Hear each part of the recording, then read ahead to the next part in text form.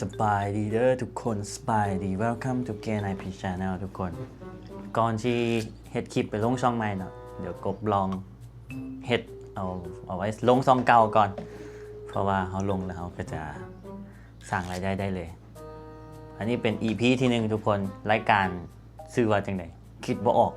ชื่อซองก็ยังคิดบ่ออกเนาะถือว่ามื้อนี้ไปซอกคลิปอยู่ไทยมาเล่าให้ทุกคนฟังมันมีเหตุการณ์หนึ่งที่ว่าเงินดีนะทุกคนงานคนตุยเนาะแล้วมันมีเหตุการณ์ฝรั่งยางไก่ ฝรั่งยางไก่แล้วฝรั่งคือว่าเป็นบุฟเฟ่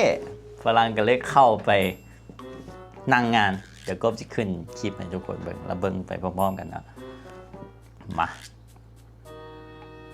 เด็ดมีฝรั่ง2 คนเอาไปนั่งเพื่อนว่าคิดเป็นบนบุฟเฟ่เปลี่ยนท่านที่เขาเดือดบุฟเฟ่มาอ่ะ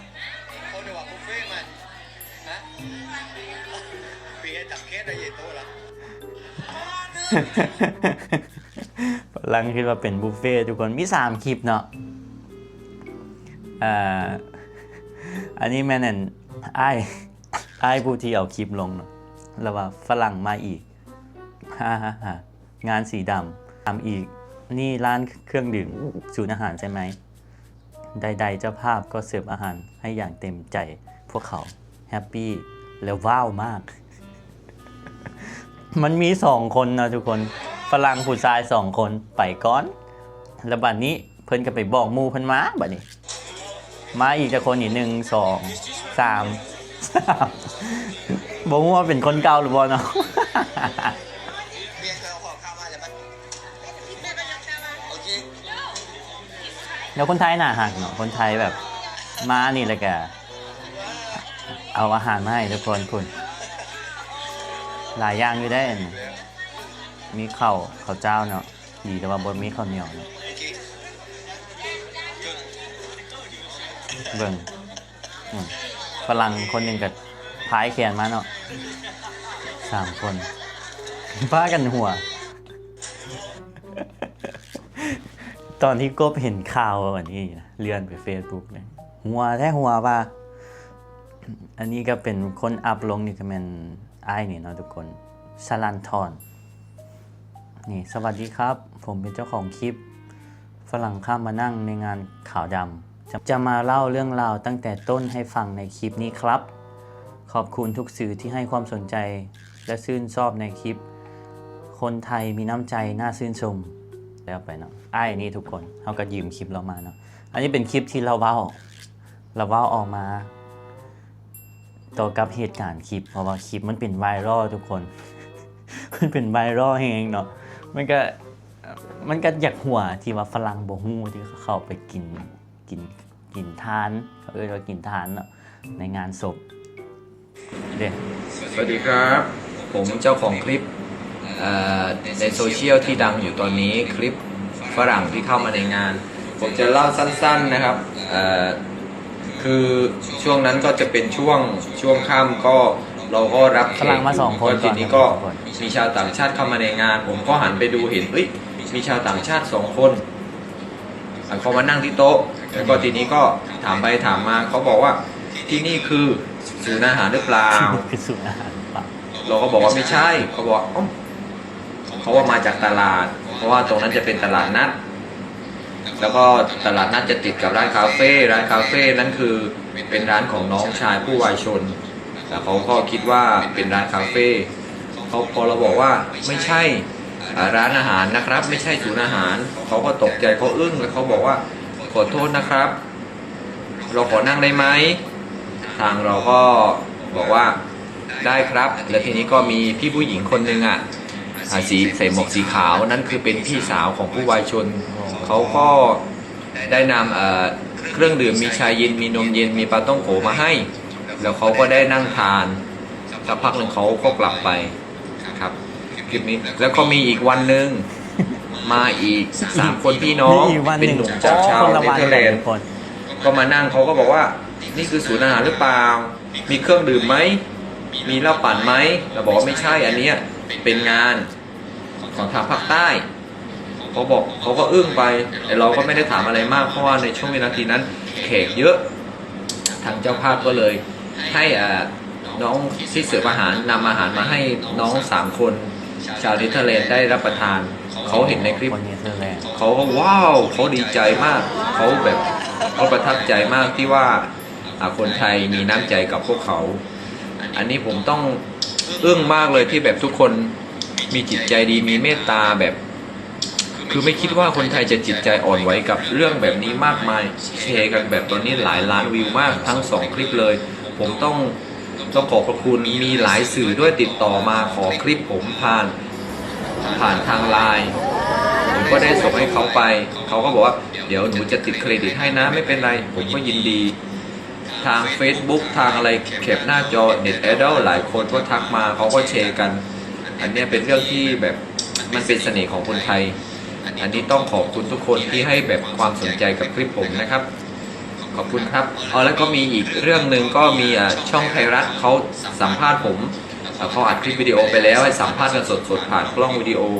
เดี๋ยวเขาจะออกทีวีผมไม่แน่ใจว่าเขาจะออกอากาศวันไหนฝากติดตามด้วยนะครับโอเคขอบคุณครับ มันเป็นเรื่องตลกเนาะสำหรับคนเฮาเบิ่งขนาดทุกคนทั้งตลกแล้วก็ทั้งหน้าหักนะมันนะเพราะว่าย้อนอย่างฝรั่งเขาบ่ฮู้เด้เขาบ่แม่นศาสนาพุทธเนาะแล้วเขาบ่ได้ฮู้วัฒนธรรมพวกเขาอะนะแล้วเฮาไปเห็นแล้วแต่นี้แหละมันน่าหักทุกคนมันอยากหัวมันสามารถเฮ็ดให้ยิ้มออกแล้วก็คนไทยก็น่าหักคนไทยก็แบบรับแขกบ้านแขกเฮือนเนาะดีแล้วก็เจ้าของงานก็ถือว่าดีเนาะก็ถือว่าได้เฮ็ดบุญเฮ็ดทานไปนำเลยเดี๋ยวกบสิมาอ่านคอมเมนต์เนาะนี่อะคนไทยจะไปไหนมาไหนชาติไหนคำถามแรกกินข้าวกินปลาหรือยังนี่เห็นปะคนลาวคนไทยคือกันเนาะที่ไปใส่เห็นคนต่างชาติเขาก็แชร์ของกินให้กับเจ้าถือว่ามีน้ำใจคนลาวคนไทยมีน้ำใจคือกันไม่รู้ยังไงใส่ชุดขาวมาพร้อม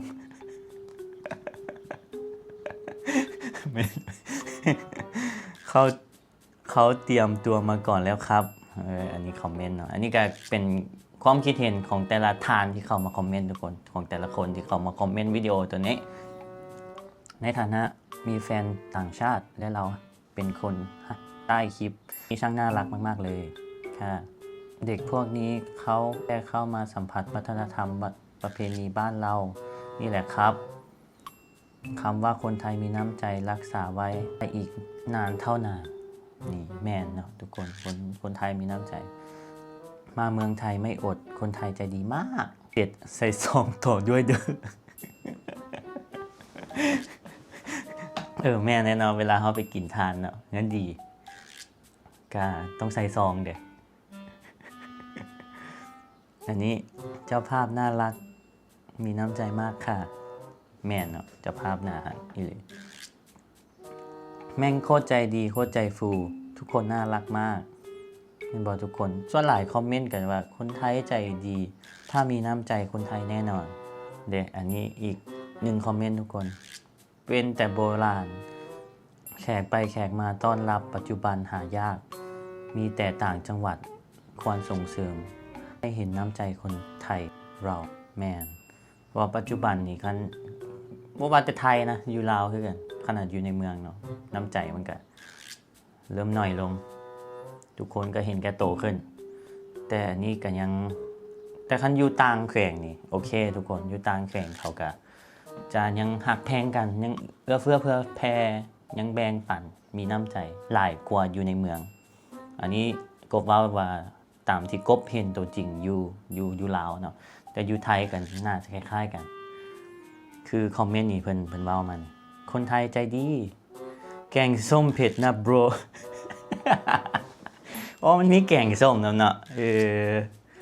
เอ็นดูน้องๆแต่ใดคือคนไทยเป็นเจ้าบ้านที่ดีมันคือเยี่ยมเยือนคือแขกต้อนรับขับสู่